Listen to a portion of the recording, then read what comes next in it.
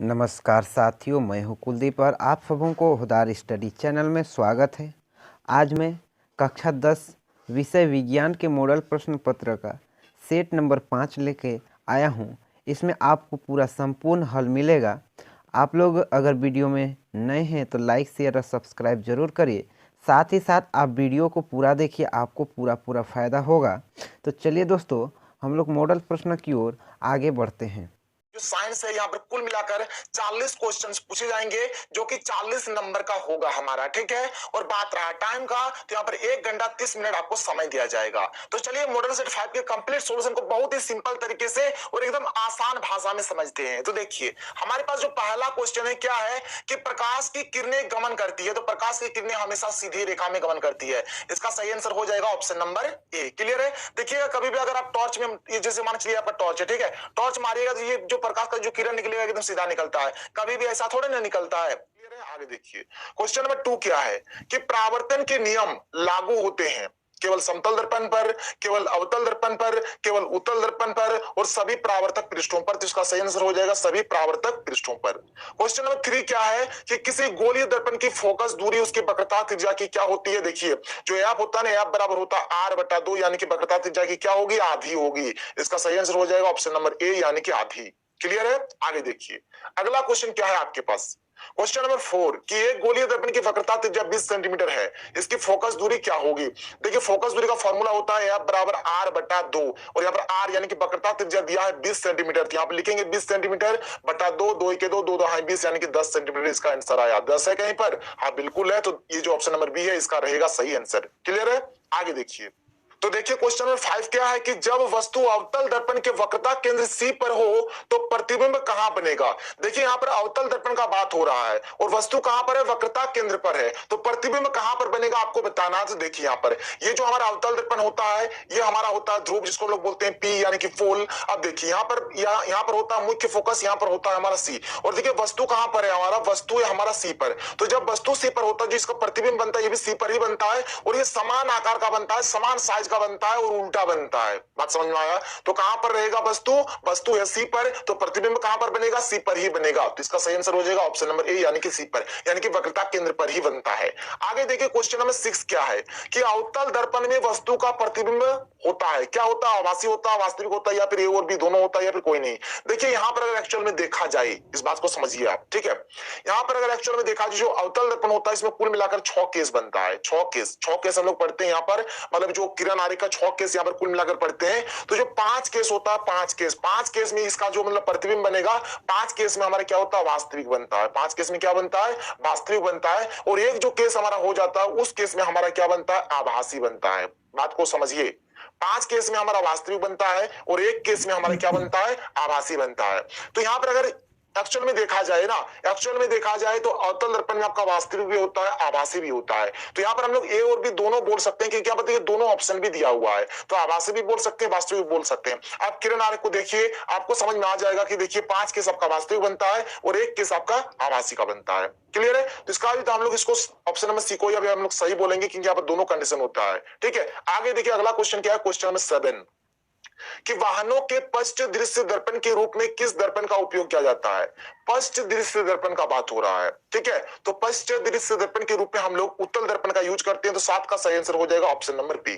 Solar cooker में किस गोलीय दर्पण का उपयोग किया जाता है। देखिए सोलर कुकर बोलिए या फिर सोलर कुकर, तो इसमें हम लोग अवतल दर्पण का यूज करते हैं, यानी कि ऑप्शन नंबर इसका सही हो जाएगा। तो देखिए क्वेश्चन नंबर 9 क्या है कि किसी गोलीय दर्पण तथा किसी पतले गोलीय लेंस दोनों की फोकस दूरी -15 सेंटीमीटर है, दर्पण लेंस संभवतः है। देखिए यहाँ पर फोकस दूरी हमें दिया गया है, आप बराबर कितना दिया गया, -15 सेंटीमीटर। आपको बताना है कि यहाँ पर कौन सा दर्पण होगा और कौन सा लेंस होगा। तो देखिए जो हमारा अवतल दर्पण होता है ना, अवतल दर्पण का जो फोकस दूरी होता है क्या होता है, ऋणात्मक होता है, यानी कि माइनस वाला होता है। और जो अवतल लेंस होता है ना, अवतल लेंस का भी फोकस दूरी क्या होता है, ऋणात्मक होता है, यानी कि नेगेटिव होता है। तो इसका सही होगा क्या हो जाएगा, दोनों अवतल होगा। क्या होगा, दोनों अवतल, माने अवतल दर्पण और अवतल लेंस दोनों का फोकस दूरी ऋणात्मक होता होता है, इसलिए इसका सही आंसर हो जाएगा दोनों अवतल। क्लियर है? तो 9 का सही आंसर हो गया ऑप्शन नंबर ए। आगे देखिए अगला क्वेश्चन क्या है, क्वेश्चन नंबर 10 कि किसी लेंस की क्षमता यानी कि P और उसकी फोकस दूरी f में क्या संबंध है। तो देखिए P बराबर होता है 1/f। P बराबर क्या होता है, 1/f होता है। और ये जो P होता है इसको बोलते हैं लेंस की क्षमता या फिर लेंस की शक्ति,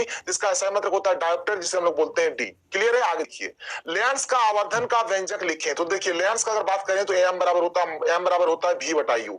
लेंस में बात करें तो m बराबर होता है v/u, और अगर दर्पण में बात करें तो m बराबर होता है -v/u। तो यहाँ पर लेंस का बात हो रहा है, तो देखिए m बराबर v/u कहां पर है, तो ऑप्शन नंबर डी में है, तो इसका सही आंसर हो जाएगा ऑप्शन नंबर डी।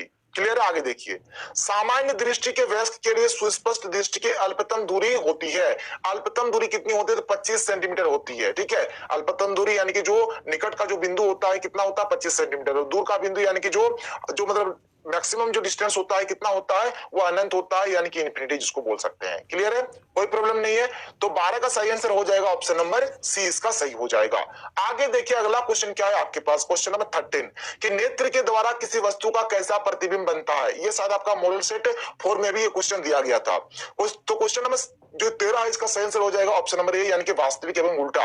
और देखिए जो मानव नेत्र होता है इसमें हमारा उत्तल लेंस होता है। क्या होता है, उत्तल लेंस होता है। इस बात को भी आप याद रखिएगा। और यहाँ पर प्रतिबिंब कैसा बनता है, वास्तविक उल्टा और छोटा भी बनता है, छोटा भी बनता है, याद रखिएगा छोटा। क्वेश्चन नंबर 14 क्या है कि निम्नलिखित में से किस अभिक्रिया में दो अलग अलग परमाणु या परमाणुओं के समूह का आपस में आदान प्रदान होता है, आयनों का आदान प्रदान एक्चुअल में होता है।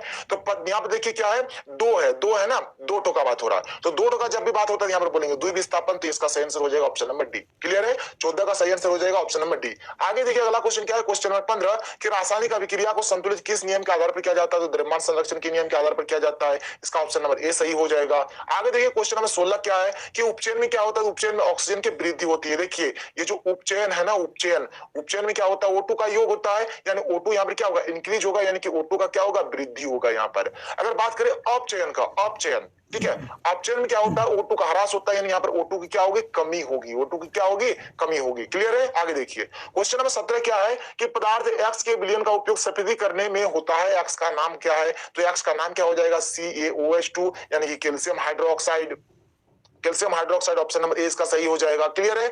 आगे देखिए क्वेश्चन नंबर 18 क्या है कि धातु के ऑक्साइड की प्रकृति क्या होती है। तो जो धातु का जो ऑक्साइड होता है ये क्षारीय प्रकृति के होते हैं। इसका ऑप्शन नंबर बी इसका सही हो जाएगा। 18 का क्या हो जाएगा, बी हो जाएगा। आगे देखिए क्वेश्चन नंबर 19 क्या है कि दिया गया चित्र क्या दर्शाता है। यहाँ पर आपको चित्र दिया गया है, ये चित्र क्या दर्शाता है, देखिए यहाँ पर बताया जा रहा है चित्र में कि जो हमारे ये अम्ल है और अम्ल से हमें सावधान रहने के लिए कहा जा रहा है, यहाँ पर चेतावनी दिया जा रहा है। तो इसका सही आंसर हो जाएगा ऑप्शन नंबर बी, यानी कि सांद्र अम्ल क्षारक वाले बर्तन में लगा चेतावनी। क्लियर है? इसका सही आंसर हो जाएगा ऑप्शन नंबर बी, क्योंकि जल में ये जल की बर्बादी को रोका जाए ये तो है ही नहीं, धूम्रपान से बचिए तो है नहीं, भोजन करने से पहले हाथ धोना चाहिए ये भी है नहीं, तो है क्या, सांद्र अम्ल क्षारक वाले बर्तन में लगा चेतावनी। क्लियर है? आगे देखिए क्वेश्चन नंबर 20 क्या है कि क्षारक जल में घुलकर कौन आयन देता है। बच्चा जानता है कि OH माइनस आयन देता है, और अम्ल क्या करता है, तो अम्ल H प्लस आयन देता है। ठीक है, अम्ल H प्लस देता है, क्षारक OH माइनस आयन देता है। अम्ल धातु के साथ अभिक्रिया करके कौन सी गैस निकालती है, तो हाइड्रोजन गैस निकालती है, यानी कि H2 गैस निकलेगा। बात क्लियर है? याद रखिएगा। आगे देखिए क्वेश्चन नंबर 22 क्या है कि क्लोर क्षार प्रक्रम से किस पदार्थ का निर्माण होता है। देखिए नाम इसका क्लोर और क्षार, क्लोर यानी कि क्लोरीन और क्षार यानी कि क्षारक, यहाँ पर क्षारक बनता है। और देखिए जो सोडियम हाइड्रोक्साइड है NaOH, ये क्या एक क्षारक है। और यहाँ पर देखिए एक्चुअल में क्या होता है, क्लोर क्षार प्रक्रिया में हमारा NaOH यानी कि सोडियम हाइड्रोक्साइड का ही निर्माण होता है। इसका सही आंसर हो जाएगा ऑप्शन नंबर ए, यानी कि 22 का क्या हो जाएगा सही, ऑप्शन नंबर ए। 23 नंबर क्या है कि एक पदार्थ है जो जल में घुलनशील है। ठीक है, स्वाद में कड़वा, स्वाद में कड़वा कौन होता है, क्षारक होता है। और वैसे क्षारक जो जल में घुलनशील होते हैं उसे हम क्या कहते हैं, क्षार कहते हैं, और पढ़ने का जरूरत नहीं है। तो 23 का सही आंसर हो जाएगा ऑप्शन नंबर बी। आगे देखिए क्वेश्चन नंबर 24 क्या है कि निम्नलिखित में किस पीएच वाले वर्षा को अम्लीय वर्षा कहेंगे। तो जिसका पीएच मान 5 होगा उसको क्या बोलेंगे हम लोग, अम्लीय वर्षा बोलेंगे। क्लियर है? 24 का सही आंसर हो जाएगा ऑप्शन नंबर बी। आगे देखिए अगला क्वेश्चन क्या है, क्वेश्चन नंबर 25 कि किसी अभिक्रिया में गैस निकल रही है, उसके पास जलती हुई तीली ले जाया जाता है, गैस फट फट की ध्वनि के साथ जलती है, वो गैस कौन सा है, तो वो गैस है हमारा हाइड्रोजन। हाइड्रोजन गैस के साथ, जब हाइड्रोजन गैस के सामने जब हम लोग क्या ले जाते हैं, तिल्ली यानी मोमबत्ती ले जाएं, तिल्ली ले जाएं, मोमबत्ती ले जाएं, तो जो ज्वाला होगा उसको वहां पे जब मतलब हाइड्रोजन गैस टकराएगा ना तो फट फट का आवाज होता है। इसका सही आंसर हो जाएगा ऑप्शन नंबर सी। 25 का क्या हो जाएगा, ऑप्शन नंबर सी हो जाएगा। आगे देखिए क्वेश्चन नंबर 26 क्या है कि रासायनिक अभिक्रिया में होता है, क्या होता है, अवस्था में परिवर्तन, रंग में परिवर्तन, गैस का उत्सर्जन, तो सब कुछ होता है, यानी कि उपरोक्त सभी इसका सही आंसर हो जाएगा।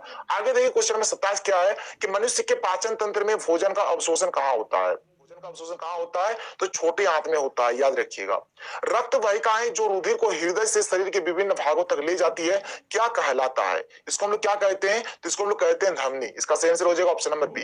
कोई अंग कट जाने पर रुधिर का थक्का बनाने में कौन मदद करता है? तो जो प्लेटलेट्स है ये मदद करता है। आप देखे होंगे कि जब हमारा कहीं पर भी कट जाता है तो खून निकलता है, और खून निकलते निकलते क्या होता है, वहां पर एक थक्का बन जाता है रक्त का। रक्त का थक्का अगर नहीं बनेगा तो खून निकलते ही रहेगा, ठीक है। तो रक्त का थक्का जो बनता है किसके कारण बनता है? तो प्लेटलेट्स के कारण बनता है। क्वेश्चन नंबर 30 क्या है कि पादप के वायवीय भागों द्वारा वाष्प के रूप में जल की हानि क्या कहलाता है? हम लोग कहते हैं वाष्पोत्सर्जन, यानी जल का निकलना क्या बोलेंगे? वाष्पोत्सर्जन बोलेंगे। तो 30 का जो सही आंसर हो जाएगा ऑप्शन नंबर क्या हो जाएगा? सी हो जाएगा। आगे देखिए 31 क्या है कि प्रकाश संश्लेषण का मुख्य उत्पाद क्या है? देखिए जो मेन प्रोडक्ट निकलता है क्या होता है? मेन प्रोडक्ट कार्बोहाइड्रेट होता है।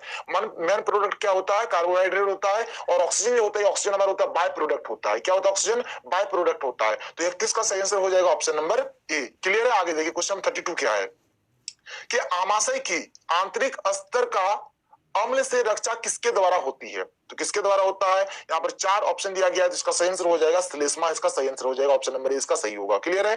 क्वेश्चन नंबर 33 देखिए, 32 हो गया, 33 अब देखिए क्या है यहाँ पर कि निम्नलिखित में किस जीव का क्षुद्रांत सबसे लंबा होता है? तो देखिए जो शाकाहारी जीव होते हैं उनका क्षुद्रांत सबसे लंबा होता है। तो यहाँ पर शाकाहारी कौन है? गाय है। तो गाय का यहाँ पर जो क्षुद्रांत होगा सबसे लंबा होगा, ठीक है। तो 33 का सही आंसर हो जाएगा ऑप्शन नंबर सी। आगे देखिए क्वेश्चन नंबर 34 क्या है कि अमीबा में किस प्रकार का जनन होता है? तो अमीबा में क्या होता है? विखंडन होता है। तो ऑप्शन नंबर ए इसका सही हो जाएगा।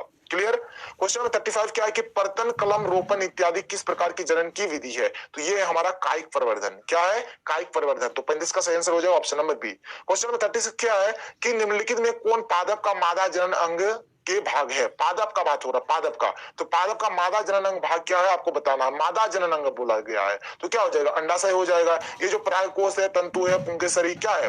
नर जनन अंग है, ठीक है। और ये जो अंडाशय ये क्या है? एक मादा जनन अंग है। तो 36 का सही आंसर हो जाएगा ऑप्शन नंबर बी। क्लियर है? आगे देखिए क्वेश्चन नंबर 37 क्या है कि निम्नलिखित में से कौन लैंगिक संचरण रोग है?